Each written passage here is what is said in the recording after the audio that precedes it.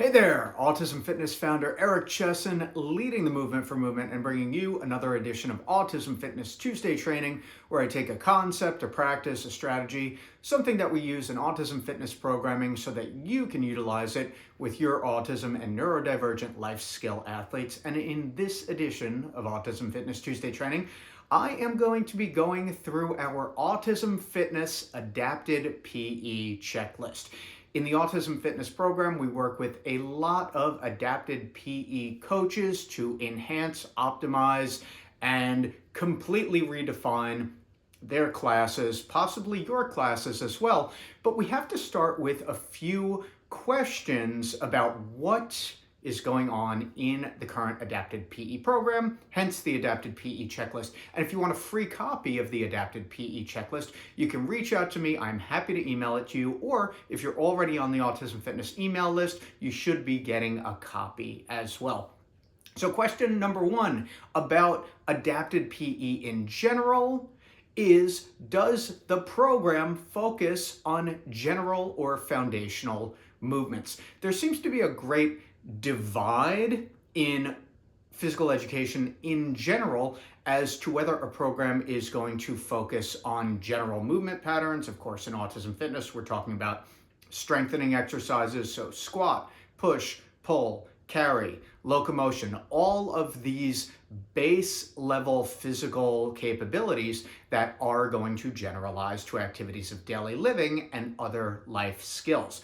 Or are they going to be more sport-based? And when we say sport-based, kind of the traditional competitive sports, baseball, soccer, volleyball, basketball, those kinds of things, which of course, and I have a whole other video about this, are not bad, but don't necessarily generalize outside the confines of that particular activity. So they are very technically specific without a lot of generalization. Now, in an ideal world, all PE, both adapted and general PE programs, would focus on those foundational movement patterns first so that our individuals could have a greater opportunity, not just for activities of daily living and all of their general physical needs, but probably participating better in those sports-based programs.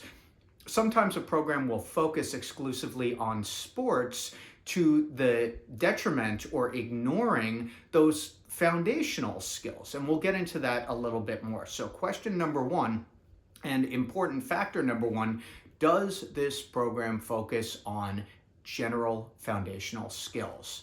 Number two, does the program have individualized goals?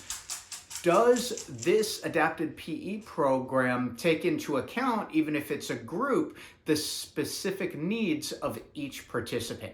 Is it scalable? So each one of those students should, yes, I'm using should have their own individualized, it could be part of their IEP, but do they have their own movement goals specific to their current level of ability and what those goals are for their physical, adaptive, and of course, cognitive needs as it relates back to the fitness or adapted PE program? Third, does the program incorporate effective behavior and cognitive or coaching support? Right, for each individual, because of course some of our students are going to be more motivated, some of our students are going to be less motivated, some students are going to need a very specified program and action plan in order to come into the classroom or come into the gym appropriately and start their session. So are we accounting for each one of those areas? Of course, this is the basis of the Autism Fitness PAC profile. Are we accounting for each one of those areas of ability for each one of those students, right? So does it incorporate the effective behavioral and cognitive coaching for each student? Number four, does it include exercises that build strength, core control, and motor skills? All right, so this can be a little bit age dependent, but I wouldn't say that there's any age at which squat, push, pull, carry, and locomote does not have an important place. And of course, that's all relative to the age and the current ability level. But again, when we're talking about the foundations of movement, what exercises are being included? And when we're talking about exercises, of course, some are more effective than others, so the exercise selection matters. It's not just that exercise is this one thing, but exercise selection is a process. There needs to be an education and an understanding of what exercises make sense and how to progress or modify them, again, for each student, so it becomes scalable and individualized. Next, are we optimizing the levels of attending, engagement, and motivation? A lot of what's been reported back to me over the years is, well, there's an adapted PE program and there are soccer balls on the floor and there are nets, but I don't really know what they're doing. I don't know how much they are participating in the program. This could be one individual, two individuals, or it could be the entire class. So how are we structuring and what tools are we utilizing and what strategies in order to engage the students as much as possible in participating in whatever the activity is, whether we are setting up circuit stations for different strength exercises, whether it's medicine ball throws and we're working on power. How are we supporting the athletes to be as engaged and participatory as possible? 6, providing programming consistency with appropriate exercises. The idea of variety is often misused or misunderstood as something that is great. Oh, we're constantly changing things up. Oftentimes, particularly with our autism and neurodivergent students and our life skill athletes, variety is the last thing that we want. We want to be consistent with the same exercises over time because this is the way the athlete is going to acquire the skill. They're not going to master a push-up or a squat or that farmer's walk if it's done once every 6 weeks. It needs to be a consistent process in which the athlete's program is scaled at their level of ability so that there are, however infrequent, builds in their capability. That's how skills actually develop, and that's how they're generalized, not just in exercise, but in everything. It can't just be done once or twice. It has to be on a consistent basis. So changing things up just because it's been 4 weeks or 6 weeks or 8 weeks is not congruent with the skill development for the athlete. So we want a lot of consistency, and we can change things as they relate to the program dynamics of putting an exercise third or fourth instead of first.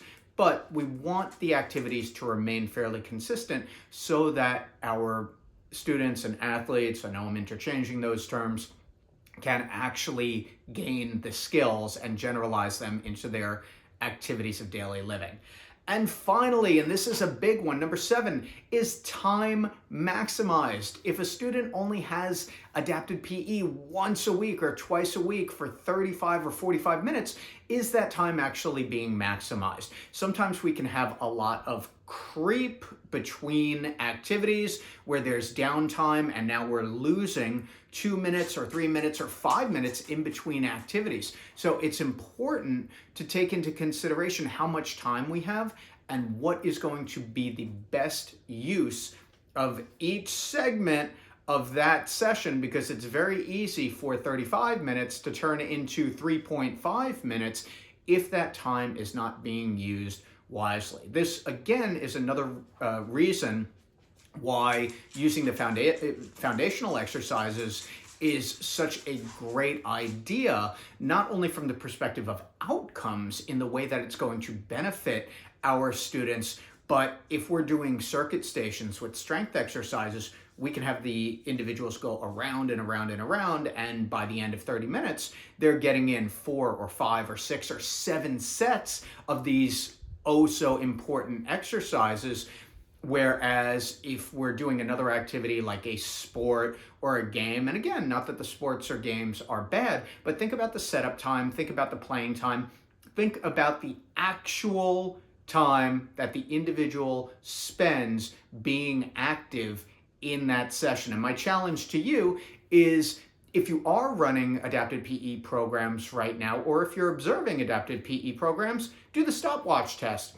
Take a stopwatch, i.e. your smartphone, and focus on one or two students and time how much they are actually participating in the activity.